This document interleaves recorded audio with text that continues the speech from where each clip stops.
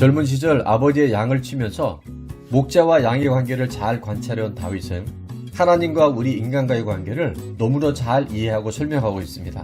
여러분, 양의 특성을 잘 알고 계시죠? 양은 머리가 나빠서 훈련이 안 되고 조련이 안 되는 동물이라고 합니다. 거기다 두 번째로 양은 눈이 나쁜 데다가 근시라서 5m 이상의 앞을 내다보지 못한다고 합니다. 또 너무 쉽게 더러워지고요. 고집이 센 데다가 방향 감각이 없다고 합니다. 방향 감각만 없는 것이 아니라 소나 사슴, 염소 등은 뿔이 있어서 다른 동물들이 공격해 올 때 공격할 수 있는 방법이 있는데 양은 공격할 재간이 없답니다. 그래서 스스로를 보호하고 방어할 수 있는 것이 하나도 없는 동물이 바로 양이라고 합니다. 근데 여러분, 그거 아십니까? 머리가 나쁘고 멀리 보지 못하고 방향 감각이 없고 고집이 세고 쉽게 더러워지며 맹수들의 공격에 자신을 보호할 수 있는 것이 하나도 없어도 양에게는 한 가지만 있으면 됩니다. 그게 뭘까요? 네, 바로 목자만 있으면 됩니다. 우리 한번 외쳐보겠습니다. 목자만 있으면 됩니다. 그래서 오늘 시편 23편에 다윗은 이렇게 노래합니다. 그가 나를 푸른 풀밭에 누이시고 쉴만한 물가로 인도하시는도다. 혼자서는 아무것도 할 수 없는 양이지만 목자만 있으면 그가 가는 어느 곳이든 푸른 풀밭에 누이주시고 쉴만한 물가로 인도하시는 여호와 하나님을 고백하고 있습니다.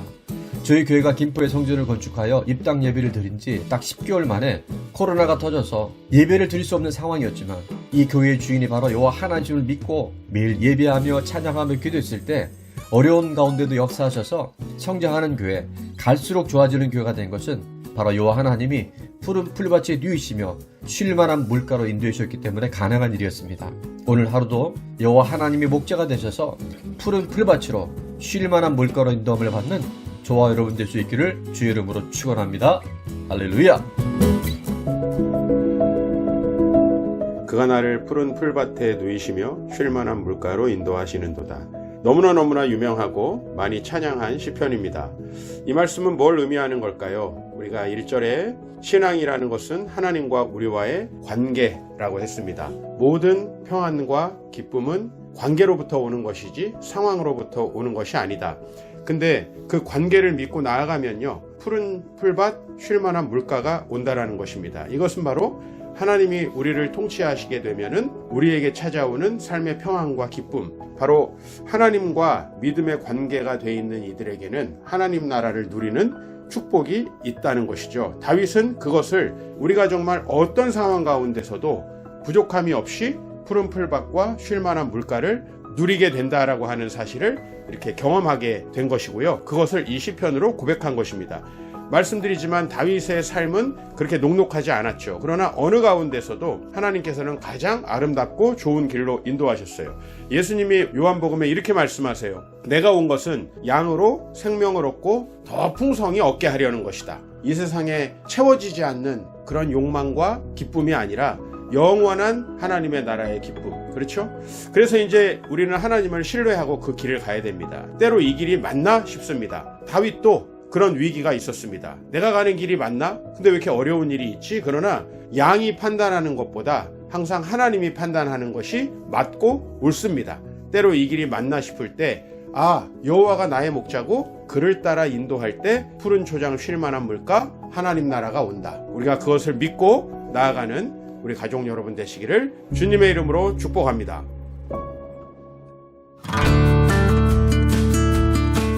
목자가 없다면 양들은 야생에서는 홀로 살아남을 수 없는 짐승입니다.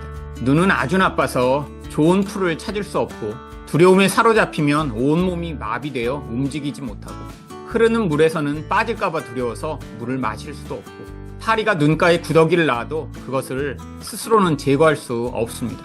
그래서 양에게 목자는 단순히 있으면 좋은 존재가 아니라 살아남기 위해서는 반드시 필요한 존재인 것입니다.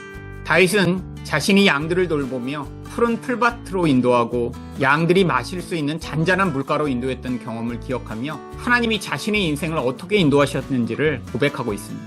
다윗은 자신이 이제까지 살아있을 수 있었던 이유가 하나님이 돌보시며 또한 인도하셨기 때문이었다고 고백하는 것입니다. 이것이 성도가 인생에서 고백해야 할 동일한 고백입니다. 하나님이 돌보심과 공급하심이 아니었더라면 마귀의 밥이 되어 비참한 인생을 살다가 망할 수밖에 없었을 자였음을 깨달은 자만이 하나님을 향한 진정한 감사와 찬양을 올려드릴 수 있습니다. 인생을 돌아보며 그동안 하나님이 풍성하게 공급하시며 선하게 인도하신 은혜를 기억하는 여러분이 되시기를 축원드립니다.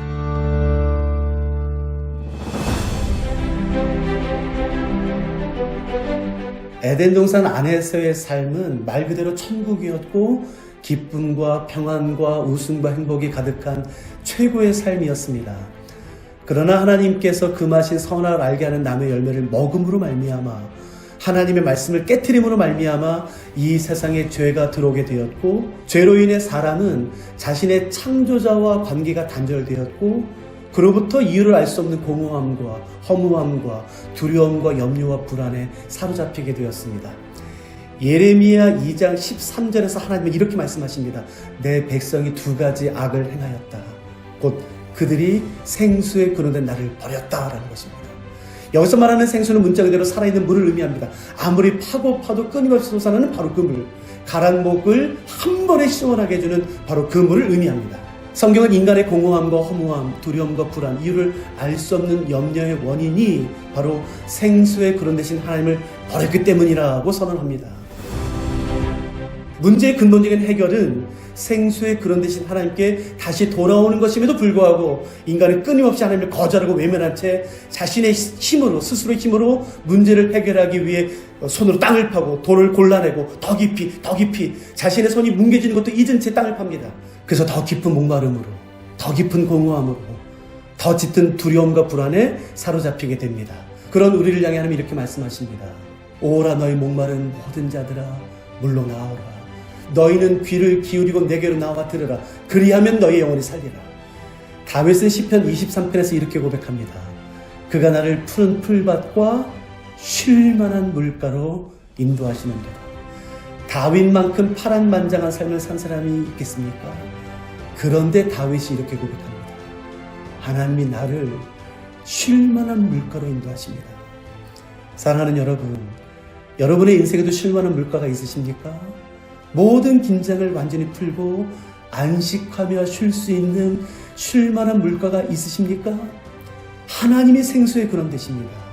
어떤 긴장이나 두려움, 불안 없이 쉴 수 있는 안식처가 되십니다.